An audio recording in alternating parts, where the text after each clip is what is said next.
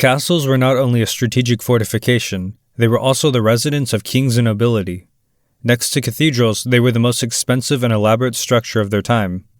The outer walls of a castle were usually painted white, while the inner rooms had paintings on the walls, furniture, rugs, and decorations. A moderate-sized castle could have over 100 people working there, along with many daily visitors. Important feasts and festivals could take place on the castle grounds many times throughout the year. Overall, the castle was a lively, colorful place. During the Middle Ages, it's unlikely that a castle would fall into disrepair because many people's lives were invested in the castle functioning properly. The reason why we see so many of these castles in disrepair today is because castle building died out in the 1500s. People started to build fortresses, and nobility moved into manors. The castle lost its workforce and its charm. They were expensive to fix, so many of them fell into disrepair. Even today, most governments throughout Europe don't put a high priority on fixing the remaining castles. By the late medieval period, it's estimated that over 50% of people throughout Europe were Catholic or Orthodox. These were practicing Christians, which in the Catholic context meant that they attended Mass on holy days of obligation. There was also a large number of people throughout Europe who were baptized, but did not attend Mass. It took a few centuries for Christianity to be the established norm throughout Europe. In the early and high medieval period, there were a large number of pagans, especially in northern and northeastern Europe. For example, Poland was largely pagan until the 1030s. Lithuania's first Christian leader was King Mindaugas, who converted in 1251, but it wasn't officially a Christian kingdom until 1387. The Goths, an early medieval tribe, were Arians, a form of Christianity that the Catholic Church viewed as heretical. For centuries, Spain was mostly Muslim due to Moorish rule. A large number of Jews lived throughout German cities like Speyer.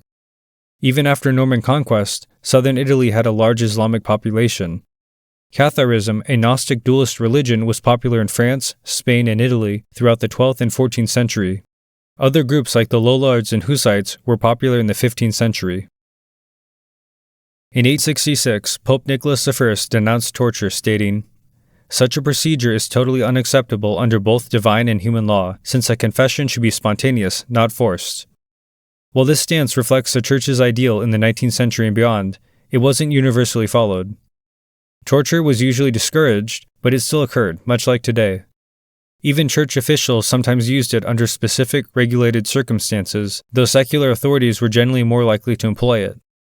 That being said, most medieval torture devices never existed. The Iron Maiden wasn't invented until the early 19th century.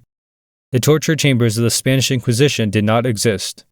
The guillotine, often associated with medieval brutality, was actually a product of the French Revolution in the 18th century, responsible for over 16,000 executions. A similar device, the Halifax gibbet, was used in medieval England, but only claimed 100 lives over several centuries. Some authentic torture devices did exist, such as stocks, which were more about public humiliation than physical harm. Some of the most brutal methods, like crucifixion, belonged to the Roman Empire, not the Middle Ages. The widespread use of torture actually increased after the medieval period, largely in Protestant regions, during the early modern period. In short, you were more likely to face torture in the early modern or ancient period than during the Middle Ages. The Knights Templar were a Catholic monk military order founded in 1118 in Jerusalem. Their purpose was to protect Christian pilgrims in the Holy Land. As their order expanded, so did their purpose. At their height, the Knights Templar employed tens of thousands of people and had hundreds of priories throughout Europe. During the Middle Ages, there were a few accusations against the Knights Templar or questioning their allegiance to the papacy and Christianity. There were some members of the Knights Templar that were corrupt, but as far as we know, these members were kicked out of the order. Roger de Flor was kicked out of the Knights Templar for stealing and apostasy. He became a pirate, formed his own army, the Catalan Company, and fought for the Byzantine Empire before being assassinated. Other members were kicked out or left, often joining the Teutonic Knights, another military order, that were fighting in the Northern Crusades. During the trial of the Knights Templar in 1307 through 1308, a few members admitted to acts of witchcraft and heresy, but these were false confessions, which were later recanted. No other evidence was presented at their trial. Throughout Europe, the general consensus was that the order was innocent. It appears that King Philip IV of France persecuted the order because he owed a lot of money to them. He also threatened Pope Clement V, who reluctantly approved of trying the order. If there is little historic evidence for the Knights Templar being corrupt, then why do so many people think they were up to something? In 1956, a real-life schizo poster, Pierre Plantard, created an organization called the Priory of Sion. He claimed that he was descended from a Merovingian king and was a rightful ruler of Europe. More schizo posting would happen in 1982 with a book titled The Holy Blood and the Holy Grail. The authors claimed that Jesus had children with Mary Magdalene and their descendants became the Merovingian kings. Foucault's Pendulum in 1988 and the Templar Revelation in 1997 implicate the Knights Templar as part of a global conspiracy of world domination. This led to Dan Brown's wildly popular realistic fiction book, The Da Vinci Code, again implicating the Templars. Even though all of this is a web of bizarre claims that have no historic evidence, it's led many to believe the Knights Templar were up to something. Until proof of wrongdoing can be pinned to the Knights Templar, it's best to assume their innocence. It's a common myth that people in the Middle Ages usually died at the age of 30. In reality, it wasn't unusual to see individuals living into their 80s. So where did this idea come from? This figure is mostly the result of high infant mortality rates. Many children did not survive past the age of 5, and when those early deaths are averaged into the data, it dramatically lowers the overall life expectancy. If you survive childhood, your odds of living into your 50s or beyond were actually good.